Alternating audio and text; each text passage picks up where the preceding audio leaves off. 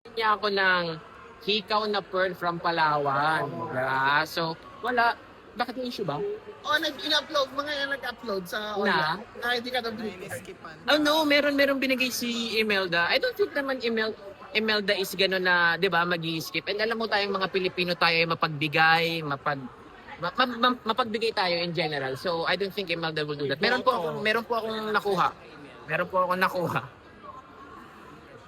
So sir, anong criteria mo kanina when you were judging? I want to get to know them. Isa talaga yun sa goal ko is to get to know them. So we were given a booklet. Andun lahat ng bio ng girls, even kung saan sila sumaling pageant, the background, even their body statistics, andun lahat. So, andun lahat. I think the MGI have a pretty magandang collated na details about the candidate. So, doon makikilala mo na sa. Sometimes you just need to confirm and then get to, if there's something about the bio ng girls na binigay dun sa booklet, if you wanted to get to know more, andun siya. So, yun. So how were the ladies judged? Paano nyo sila ginudge? Meron ba kayong criteria na sinunod? Okay, may NDA ako, hindi ko pwedeng sabihin how. However, meron kaming certain way to judge. Hindi ko pwedeng sabihin, pero there's a certain way to judge. So kung nakikita nyo, sobrang seryoso kong nag-notes. Because, sobrang seryoso akong nag-notes because we need to judge. Sige, entertaining nyo siya. Hindi. Pwede ba i-photocopy yun? Hindi pwede. Dumikit siya doon sa parang Natakot. Natakot punta dun sa loob. Sir, Takutin pa ba natin? sir, mga ilan po yung nag-stand out sa inyo? Sa Oh, interview kayo? there are so many. Actually, di ba, usually tayo sa beauty pageant world, gina-judge natin yung babae based on the video, the photo, di ba, the body. Pero kanina, when you get to know their heart, get to know their story, talagang mas marami kang ma-appreciate. Merong mga iba na, tinanong ko yung reason bakit sila bumalik eh. Di ba, yung tinanong ko nga kung bumalik sila for the money, di ba? Yung iba, sinasabi nila meron silang unfinished business. Pero karamihan ng mga talagang may mga taus-pusong mga advocacy, they're here to be represented. Lalo na yung mga nasa trans community. Medyo makabagbag damdamin ng mga binitawan nilang mga story about their lives and how important ang being represented in this MGI All-Star stage. Mr. Burgayes. Tanong. So, Sabi mo, makabagbag. Alin sa mga kwento ang narinig mo ang pinaka-nakabagbag sa'yo? Kwento, Oo, yun gano'n. So, yung talagang pinaka-nakabagbag, whatever. Emotionally charged. kasi nakita nyo naman, di ba, si Kaylin ay medyo naging emotional. Fuchsia, Gazini, hinagpang, I don't know kung kita sa hinagpangan ni Omar si Gazini, di ba? Parang tumagos talaga. But other than the Filipino delegate, I think si Miss USA, I like her story of hard work and kung paano niya nilaban yung career niya and then the story ng family, paano sila napunta sa US. So, yung mga ganung storya. And yung iba naman na, parang pakiramdam nila merong unfinished business. Iba pala talaga yung pakiramdam na alam mo sa sarili mo, parang meron kang multo, meron kang gustong patunayan. And karamihan sa mga babae nag-share ng ganung story. So, tumatak yun sa akin because, I'm also a dreamer and sometimes kapag hindi ko na-achieve yung dream ko, nakaka-relate ako sa ganung scenario. So, 'di ba? Lahat naman tayo siguro ay may mga multo maparating man sa pangarap or pag-ibig. So, 'di ba? We wanted to have an ending, a beautiful closure for that. So, Mr. Jojo, yes. So, of course, yung seatmate mo kanina si... Si Osmel. Yes. Yeah, ang dami kasi nagtatanong ng fans kasi parang napansin ng mga fans na medyo mahina na or parang nakakapag-judge pa ba? Oo, nakakapag-judge pa ba ng tama? Ay, oo naman. Actually, madaldal siya. Nakakatawa. He can speak a little bit of English and then meron siyang interpreter. Makulit siya. Alam mo ba, nung una kong na-imagine kung paano siya, akala ko sobrang stricto because I've seen some TV show, di ba? The character is different. Pero when you get to know him, makulit siya and mabait siya. And sabi niya nga sa akin, sana bukas seatmate tayo ulit. So, okay naman yung scoring.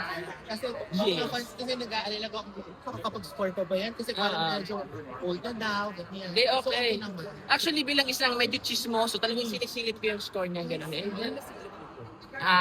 Bigyan ka ng clue. Maayos siya mag-score. I think si Osmel ay merong certain criteria on how he appreciates beauty. So I think being able to have madaming naipanalo, 'di ba, for Venezuela, very historic. I think Siya pa may pinakamadami? Tama ba? Yeah, Yes. 7 at I guess for Miss Universe and then more for Miss World, diba? So, makikita ko talaga na ganito pala siya pumili ng beauty queen. And ako, honestly, meron akong natutunan sa kanya. Even though sometimes, diba, meron tayong ibang tingin on how we wanted to redefine beauty pageant, but to smell sticks sa sarili niyang pananaw on what is beautiful and what is acceptable in the pageantry world. So, yun. Mr. Bergash, you mentioned about unfinished business. Mhm. Meron ka bang unfinished business kaya ka na-connect sa Mr. Grand, sa Miss Grand Miss International? unfinished business.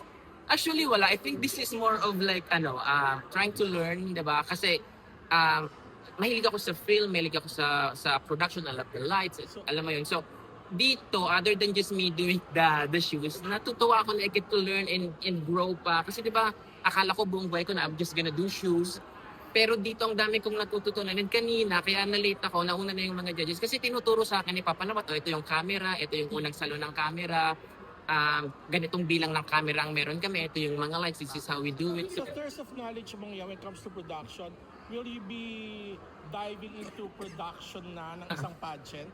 National pageant? National pageant. Like, Sunes. Wala pa naman ako sinasabi title, tumigil ka kayo. Sinabi ko lang production.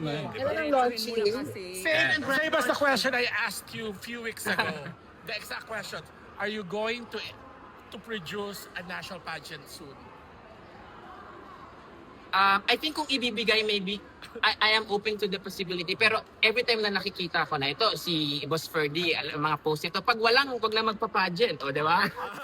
Alam mo yung pressure na ganun. So, sa akin, I think there are some other people who is interested to get the MGI Philippines franchise. So, I think you also have an idea kung sino-sino yung mga interesado.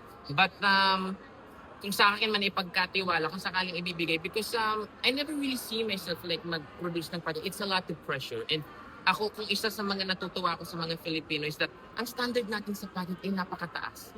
Diba? Sa staging, sa beauty queen, even sa communication skills, sa styling ay napakataas. So, kung gagawin ko man siya, dapat buong-buo ako. So, just in case pag ginawa ko, makakakuha ba ako ng support Since you mentioned ng buong-buo sa mga... Ano magagawa? Siya support namin. Parang napilitan niya naman, Oo. Joe. Ano naman kami? So, na nag-mention nung title Oo. Sabi lang ganyan. Are you interested to be the national director of MGI Philippines? Okay. Interested? Okay, ganito. Okay. Hindi kasi ako magaling magsinungaling eh. So I will share as much as I can nang wala akong masasagasaan. Somebody tried to talk to me, I think last year, December, na parang, hey, are you interested in like, running a pageant? And then I think I was in Korea, February, and nag-isip talaga ako ng sobrang lalim. If I'm gonna do it, gagawin ko siya for the sake of the business ba? And habang tumatagal, when I'm trying to talk it out sa nanay ko, parang, it should never be about just the business. It should be about sa pageantry. Kasi diba, ang tagal-tagal ko na sa beauty pageant eh. May mga naging beauty queen tayo na naging katulong. May mga naging beauty queen tayo na galing sa simpleng pamilya. Karamihan ng mga galing sa pageant ay galing sa napakasimpleng pamilya. At ang meron lang sila ang kanilang talent, ang kanilang beauty, and umangat naman talaga ang kanilang buhay. So, if I'm gonna do it, the vision should be way deeper than that. Because ang pangit kasi na puro pera-pera ang pageant, diba? So nawawala yung essence ng enjoyment. That's why sometimes we do question the result. So if ever man I decide to do a national pageant, pag ginawa ko yun, gagawin ko yun ng buo. And kung sakali man dumating yung time na hindi matuwa yung mga fans, I will take it positively and improve. Really fun. But for now, tingnan muna natin kung kanino ibibigay ni Papa Nawat. Itong titignan natin kung kanino ibibigay ni Papa Nawat, ito ba ay mayroon kang kapartner na beauty queen? Kapartner na beauty queen? Magiging part na ng mga isang beauty queen? Oo, hindi ko alam yan. I think nakita ko ata to sa vlog ng isang Adam Hinato sa YouTube na tinanong din nila to. I think kay Emma, kung hindi na natin papaliglig. Ikaw ba nagtanong noon? I've seen the interview. Hindi ko nga alam. Paano ako magdi-decide? Hindi ko nga alam kung kanina siya na mapupunta, di ba? So yun. So ngayon, tapos ka na sa paghahanap ng balat? Balat? Di ba yun nasagot mo? Okay. The last leather. Is that what you meant? Grabe sa balat.